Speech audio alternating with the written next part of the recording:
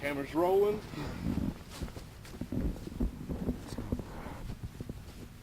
Action. Greenleaf Arts is an up-and-coming video production company.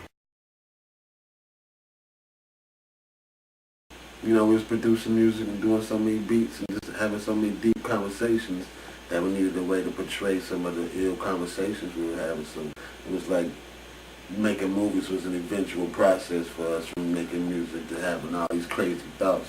It had to be captured. So it's always been a dream of mine to be an actor. You know, especially when I was in the Navy, I always said I was going to get out and pursue this acting thing. And luckily I bumped into my man, Donald Lindsey Browning. You know, we went to school together.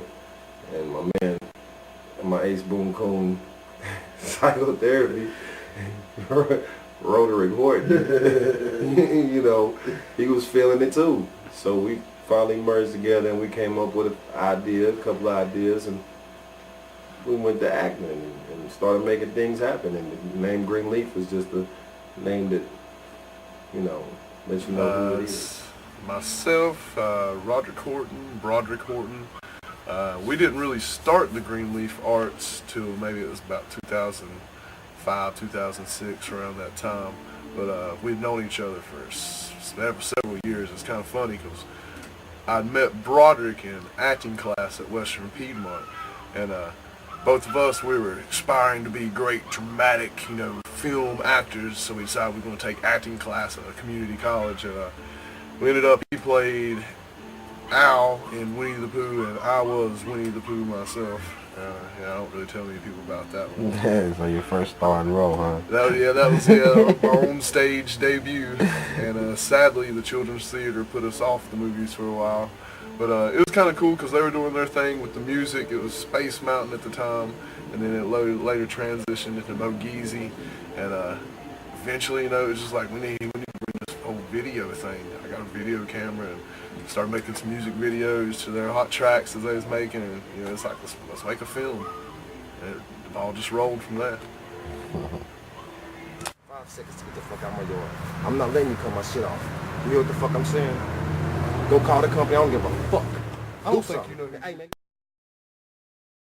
Broke is a black man in a poor white town, basically. I always feel like Broke is the great struggle film. It really shows the struggle is being poor in this society, especially for a black man. It's about a poor man who's faced with difficult decisions, about the pressures of the bill world mounting on him, and he finally just snaps. Man, you better get the fuck up and get the fuck up out of here like the fuck I said, or I'm gonna motherfucking shoot your motherfucking ass. You hear me? Man, you ever seen some improv? This was some real improv. We had the script written the night before. It was, you know, it was our first film, so it was really unique. We were learning as we were going. It was 90% of the whole thing was improv. We had a makeshift script I made like the night before. And wrote a little 3-4 page script, something for us to read off of and throw it down, but we still freestyled. It was like really what I did I came up with, so we just went with it. Oh, it was absolutely hilarious.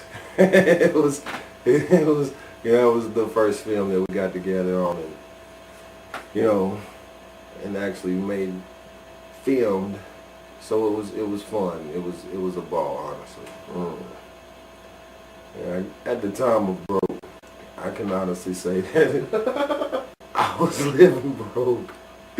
It was every day. It was, you know, I'm still living broke, but at the time I was, you know, I was absolutely broke.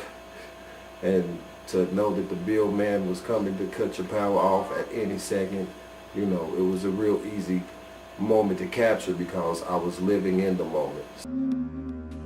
Oh, shit. What the fuck? What the fuck is this shit?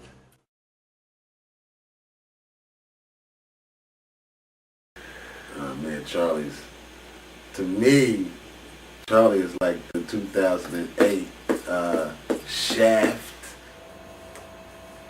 Charlie is a laid-back type of detective who's about his business, catching the bad guy.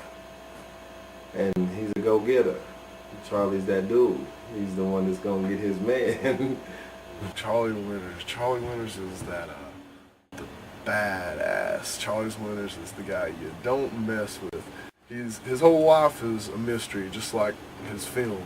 You don't really understand unless you pay just very distinct attention to the details, the minute details in the background and stuff that you learn in Charlie's actually history. Mixed with a little, I don't know, damn near Superman. You know, you don't know if he's gonna break out into superpower. That's how I feel. You know, he's this bad motherfucker. You know. Charlie is actually his former special forces. Military is where his background is, where he learned his badassness, and he was discharged, and he comes home and he takes on the work as detective, and it's kind of bored him to death, and then it comes along this case 213, and it's when Charlie really comes out of his shell and shows that badass that he really is. Man, if I find out this shit is real, I'm gonna get this dude. Shit, man. Well, first, make sure you got some evidence on this shit first, man. Yep. Shit, I guess, shit. One wrong word tonight, I'm gonna fuck this motherfucker up any shit.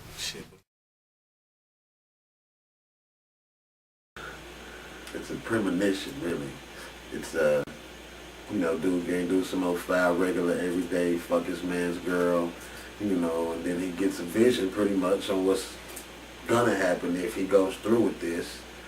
So he pretty much, it goes down anyway. So You know, basically it's about a guy wanting to get revenge on one of his friends that's in his circle that's doing him wrong. That was a whole lot different because that one Roderick really took over the whole directing ordeal, and I kind of stepped back and just played with the cameras and worked on those angles. But it was more of a laid back set. You could tell everything was down pat, and we really got the rhythm of how everything was going on that. We just kind of flowed through it. You know, I'm a movie buff. I love movies. And hell, I've been wanting to write something since I was a kid. So, you know, this was my opportunity to write a short because we're into the short films. And, you know, full features are a whole different thing. But being able to portray a almost a psychic kind of thing where somebody can see the future getting ready to happen, you know, I feel like that's like the new next level of people, you know what I'm saying, evolution of people. So I wanted to portray that just with an everyday situation of cheating. Stone Moment, it was a whole lot of fun because we brought a lot more of our friends into it, you know. So we got to see not only what we could do, but what some of our loved ones could do also. So it was a real funny thing. It was funny to see everybody, you know, get involved with something that my brother had written. We got a lot of ideas in the works, you know. Like my man Lynn LZ, he has just completed another superhero movie, and I look forward to playing the villain in this one. And you know, it's a full-length feature out first. It's written by Mr. Browning of the Greenleaf Arts. Oh, it's awesome. It's what can I say? I don't want to tell you much at all. Besides, it's a action-packed thriller. We'll say that. We got a website that's up and running. It's greenleafarts.com. It's just it's still minute at the time, so we're looking for all the support. Everybody go and check it out.